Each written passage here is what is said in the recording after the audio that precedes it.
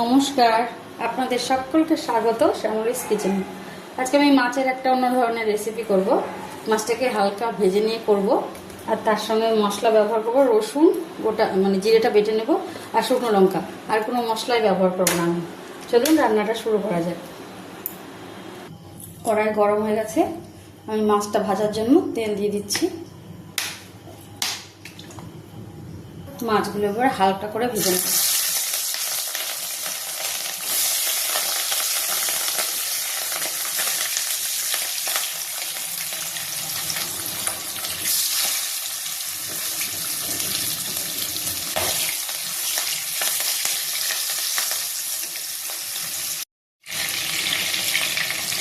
মাছগুলোকে আমি খুব বেশি ভাজবো না, হালকা করে ভাজবো। এই রান্নাটা কাঁচা মাছেও করা যায়, আমি একটু হালকা করে ভেজে নিলাম।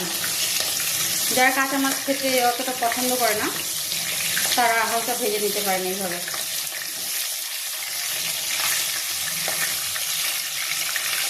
মাছগুলোকে আমি তুলে নেবো, আর বেশি ভাজবো না।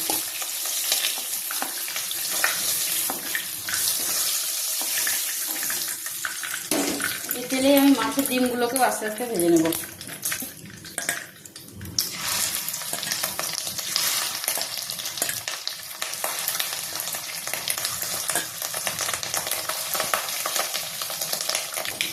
মাছের ডিমটা এক পাশ হয়ে গেছে, পরের পাশটাও আমি ভেজে নেব উল্টে পাল্টে।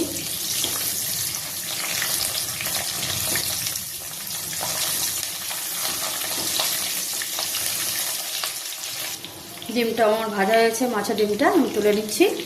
এ সময় গ্যাসটাকে আমি অফ করে দেব, এই মশলাটাকে রেডি করে নিই। বেটে রাখা জিরে, শুকনো লঙ্কা আর রসুনটার মধ্যে আমি দিয়ে দিচ্ছি লবণ পরিমাণ মতো, দিয়ে দিচ্ছি হলুদ, মশলার জলটুকু দিয়ে দিচ্ছি। এটাকে ভালো করে মিশিয়ে নিব।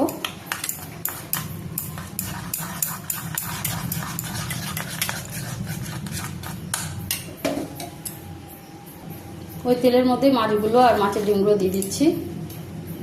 দিয়ে দেবো সম্পূর্ণ মশলাটা, ভালো করে এটাকে মিক্স করে নেব। হাতে মাখলে বেটার হয়, তো শুকনো লঙ্কা আছে তো অনেক সময় হাত জ্বালা করে কারো কারো।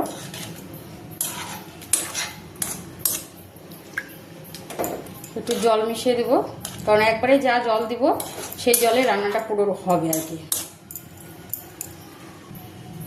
দিয়ে দিচ্ছি জল, আরও একটু জল ব্যবহার করবো আমি। ব্যাস,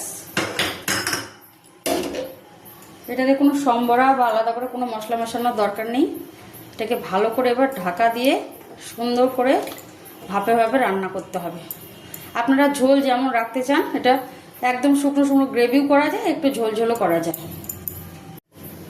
এবারে আমি গ্যাসটাকে জ্বালিয়ে এটাকে দিয়ে দিচ্ছি ঢাকা, ধীরে ধীরে এটা হতে থাকুক।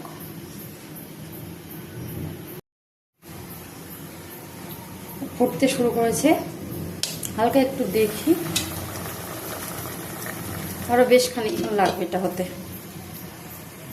এবারে একটু দেখি নেড়ে চেড়ে।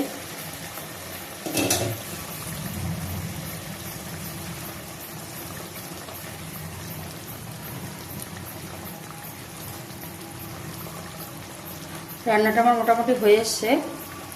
আপনারা চাইলে এই সময় একটু কাঁচা তেল দিয়ে দিতে পারেন, আর একটু কাঁচা লঙ্কা 2-4টে। আর না চাইলে কোনো কিছু মেশাবার দরকার নাই, এটা এমনিতেই খেতে অত্যন্ত সুস্বাদু হয়। এটা আমার মায়ের হাতের রেসিপি, মায়ের কাছ থেকে শেখা। মশলারও কোনো গন্ধ আর নেই, রান্নাটাও হয়ে গেছে, মাছটাও সিদ্ধ হয়ে গেছে।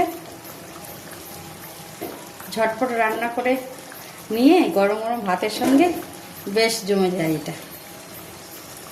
আমি একটু ঝোলঝোল রাখবো, তাই একটু জলটা বেশি দিয়েছিলাম। আরও এটাকে যদি আরও ঘন গ্রেভি করতে চান আপনারা, তাহলে লবণটা একটু কম দেবেন আর একটু ফুটিয়ে নেবেন বেশি করে, তাহলেই হবে। আমার এটা মোটামুটি রান্নাটা কমপ্লিট, আমি এটা নামিয়ে নিচ্ছি। রেডি আমার মাছের ঝোল। এটাকে আমার মারা সজলা বলে, মাছের সজলা বলে। এটা কাঁচা মাছ দিয়েও করা যায়, বা হালকা করে এরকম ভেজে নিয়ে করলেও বেস্ট হয়, খেতে খুব ভালো লাগে। রেসিপিটা আপনারা দেখে বলবেন এবং করেও খাবেন। যদি ভালো লাগে অবশ্যই একটা লাইক আর কমেন্ট করে যাবেন। তাহলে আজকের মতো এখানেই, দেখা হচ্ছে পরের কোনো ভিডিওতে। আজকের মতো টাটা।